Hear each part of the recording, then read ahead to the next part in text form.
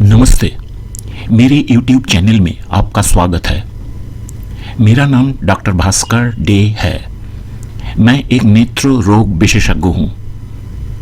आँखों के बारे में अलग अलग जानकारी के साथ मेरी ये वीडियो सीरीज हमारी आँखें है।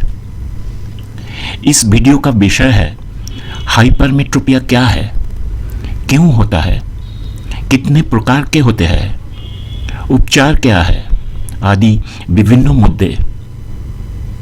वीडियो अच्छा लगे तो लाइक करें, दोस्तों के साथ शेयर करें, चैनल को सब्सक्राइब करें और बेल आइकन पर क्लिक करें। हाइपरमेट्रोपिया क्या है ये जानने से पहले एकोमोडेशन क्या है ये जानना चाहिए। आंख के अंदर के लेंस को ठीक तरह फोकस करने के लिए आवश्यक अनुसार चपटा या मोटा हो जाता है। जब बहुत पास की वस्तुओं पर फोकस करने की आवश्यकता होती है तो लेंस मोटा हो जाता है, यानी लेंस की सतह अधिक कार्व्ड या घुमावदार हो जाती है, जिसे एकोमोडेशन कहा जाता है। यहां एक और बात ध्यान में रखना चाहिए। यदि लेंस की कर्वेचर ज्यादा होता है तो रेडियस ऑफ कर्वेचर कम होता है। लेंस के कर्वेचर कम होने से रेडियस ऑफ कर्वेचर ज्यादा हो जाता है। आइए अब जानते हैं कि हाइपरमेट्रोपिया की डेफिनेशन क्या है। यह रिफ्रैक्टिव एरर है जिसमें पैरेलल लाइट रेज या समानांतर किरणों रेटिना की लाइट सेंसिटिव लेयर के पीछे फोकस होता है जब एकोमोडेशन आराम पर होता है। Accommodation is at rest.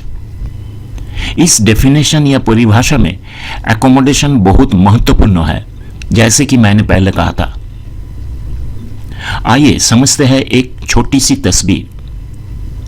जब हम किसी दूर की चीज को सामान्य या नॉर्मल आंखों से देखते हैं तो उस वस्तु से आने वाली लाइट रेज आंख के कर्निया से पैरेलल या समानांतर रूप से आंख में प्रवेश करती है।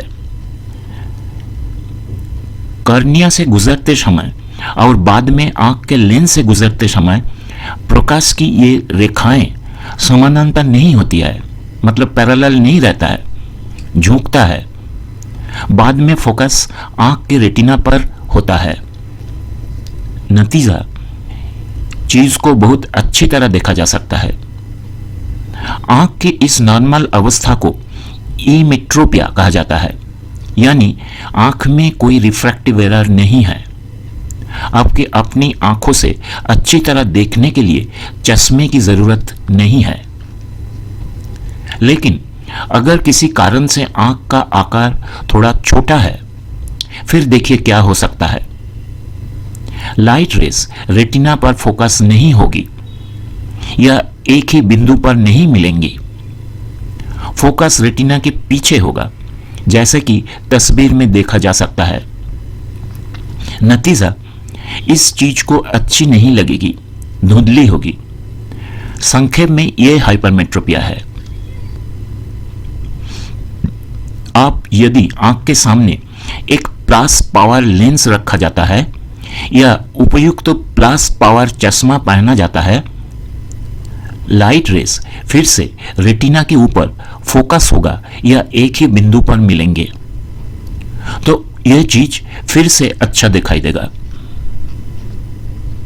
आइए अभी जानते हैं हाइपरमेट्रोपिया के विभिन्न कारण। हाइपरमेट्रोपिया केवल छोटी आंख के कारण ही नहीं होता है। अगर आंख का आकार छोटा है तो इसे एक्सियल हाइपरमेट्रोपिया कहा जाता है, जिसके बारे में कुछ समय पहले बात की गई है। यह हाइपरमेट्रोपिया का सबसे बड़ा कारण है, छोटी आंख का आकार। यह पाया गया है कि आंख के आगे से पीछे तक का व्यास या अक्षीय लंबाई इसमें 1 मिलीमीटर छोटा होने से लगभग +3 डायोप्टर का हाइपरमेट्रोपिया हो सकता है। 2. Curvature hypermetropia. या आंख के अंदर के लेंस की असामान्य वक्रता या एबनॉर्मल कर्वेचर के कारण भी हो सकता है। नॉर्मल के साथ तस्वीर में अंतर पर एक अच्छी नजर डालें। ये समस्या तब हो सकती है जब कर्निया या लेंस लेस कर्व्ड या कम घुमावदार या सपाट यानी थोड़ा चपटा प्रकार की हो।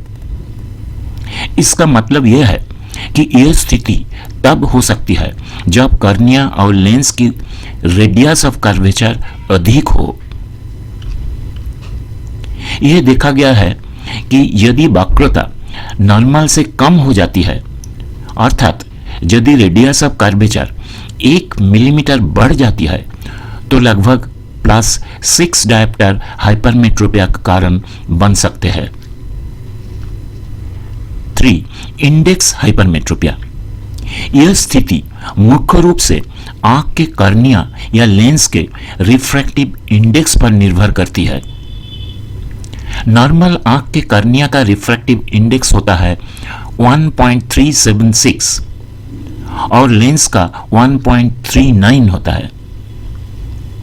यह स्थिति आमतौर पर बुढ़ापे के कारण हो सकती है। यदि अधिक उम्र में कॉर्टिकल मोतियाबिंद या मोतियाबिंद लेंस के बाहर की तरफ आता है, तो लेंस का टोटल या समग्र रिफ्रैक्टिव इंडेक्स कम हो जाता है। नतीजा इंडेक्स हाइपरमेट्रोपिया बन जाता है। 4. आंख के अंदर लेंस की एबनॉर्मल पोजीशन या लेंस के सामान्य स्थिति में या तो लेंस ना होने के कारण हाइपरमेट्रोपिया। यदि लेंस अपनी नॉर्मल पोजीशन से पीछे चला जाता है तो हाइपरमेट्रोपिया हो सकता है। कोई बार यह स्थिति आंख में चोट लगने के बाद भी हो सकती है। एफेकिया। यदि मोतियाबिंद के लेंस को ऑपरेशन द्वारा आंख से हटा दिया जाता है या यदि लेंस चोट के लिए नॉर्मल पोजीशन में नहीं है और नीचे की ओर चला जाता है, तो हाइपरमेट्रोपिया हो सकता है। अगर आंख में कोई लेंस नहीं है, उदाहरण के लिए जन्म दोषों के कारण कोई शिशुओं की आंख में लेंस नहीं होते हैं, यदि जन्म से ही आंख के अंदर कोई लेंस नहीं है, तो अधिक हाइपरमेट्रोपिया हो सकता है। Components of hypermetropia. हाइपरमेट्रोपिया के विभिन्न भाग, मुख्य रूप से 2 भाग, लेटेंट हाइपरमेट्रोपिया और मैनिफेस्ट हाइपरमेट्रोपिया। लेटेंट हाइपरमेट्रोपिया हमारी आंख के सिलियरी बॉडी के अंदर की सिलियरी मसल है, उस सिलियरी मसल के टोन के कारण होता है। आमतौर पर इस हाइपरमेट्रोपिया +1 डायप्टर है। मैनिफेस्ट हाइपरमेट्रोपिया के 2 भाग होते हैं, एक फैकल्टेटिव या ऐच्छिक और दूसरा एब्सोल्यूट। फैकल्टेटिव या ऐच्छिक वो हिस्सा है जिसे एकोमोडेशन द्वारा कुछ हद तक करेक्ट किया जा सकता है। एकोमोडेशन क्या है ये पहले ही कहा जा चुका है। और एब्सोल्यूट उस हिस्सों के है जो एकोमोडेशन द्वारा इसे ठीक नहीं कर सकता, यानी जितना बाकी रह गया है। और इन सभी भागों को सामूहिक रूप से टोटल हाइपरमेट्रोपिया कहा जाता है। हाइपरमेट्रोपिया के लक्षण। हाइपरमेट्रोपिया की मात्रा के अनुसार लक्षण अलग अलग होते हैं। उदाहरण के लिए, यदि थोड़ी मात्रा में हाइपरमेट्रोपिया है तो कोई लक्षण नहीं होता है। इसका कारण कम उम्र में यदि हाइपरमेट्रोपिया की एक छोटी मात्रा है तो ये आई एकोमोडेशन द्वारा रोगी ठीक कर लेते हैं। इसके अलावा सबसे आम लक्षण है धुंधली दृष्टि, दूर से निकट देखना अधिक कठिन है, आंखों में दर्द और उसके साथ सिर दर्द। सिर दर्द आमतौर पर सिर के सामने यानी फ्रंटल या फ्रंटोटेम्पोरल होता है। कोई बार कन्वर्जेंट स्क्विंट टेढ़ापन या व्यंगापन होता है, कारण ज़्यादा एकोमोडेशन करने से ज़्यादा कन्वर्जेंस होता है। तस्वीर में दिख रहा है कि बच्चे की बाएं आंख टेढ़ी है। बहुत से लोगों के जल्दी प्रेसबायोपिया होता है, अर्ली प्रेसबायोपिया, या उन्हें नज़दीकी चश्मे की ज़रूरत होती है। हाइपरमेट्रोपिया के लक्षण संकेत या साइंस या डायग्नोसिस: छोटी आंखें, जैसे कि पहले बताया गया, 24 मिलीमीटर से छोटी।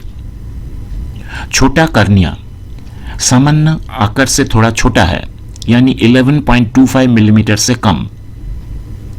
शैलो एंटीरियर चेंबर हो सकते हैं, यह 2.5 मिलीमीटर से भी कम गहरा है। फंडस देखने पर देखा जा सकता है कि ऑप्टिक डिस्क सामान्य से थोड़ी छोटी है। फिर अल्ट्रासोनोग्राफी करके आंख के आगे और पीछे की लंबाई को माप किया जा सकता है। और सबसे महत्वपूर्ण बात यह है कि रेटिनोस्कोप के साथ रिफ्रैक्शन या आंखों की शक्ति परीक्षण करके और ऑटो रिफ्रैक्टर के साथ रिफ्रैक्शन परीक्षण करके प्लस पावर प्राप्त की जा सकती है। इलाज या उपचार के दो मुख्य प्रकार है, ऑप्टिकल थेरेपी और सर्जिकल करेक्शन या ऑपरेशन। ऑप्टिकल ट्रीटमेंट के लिए सबसे पहले आपकी प्लस पावर ग्लास यानी कन्वेक्स लेंस का या उत्तल लेंस चश्मा लेना होगा, ताकि लाइट रेस रेटिना पर फोकस हो।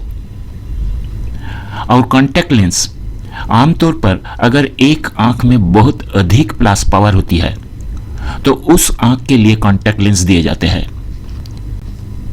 यदि दोनों आंखों में अधिक पावर है तो उसे कॉस्मेटिक कॉन्टैक्ट लेंस या कॉस्मेटिक के रूप में दिया जा सकता है, लेकिन पावर स्टेबल होने तक इंतजार करना बेहतर है, ताकि कॉन्टैक्ट लेंस को बार बार बदलना पड़े।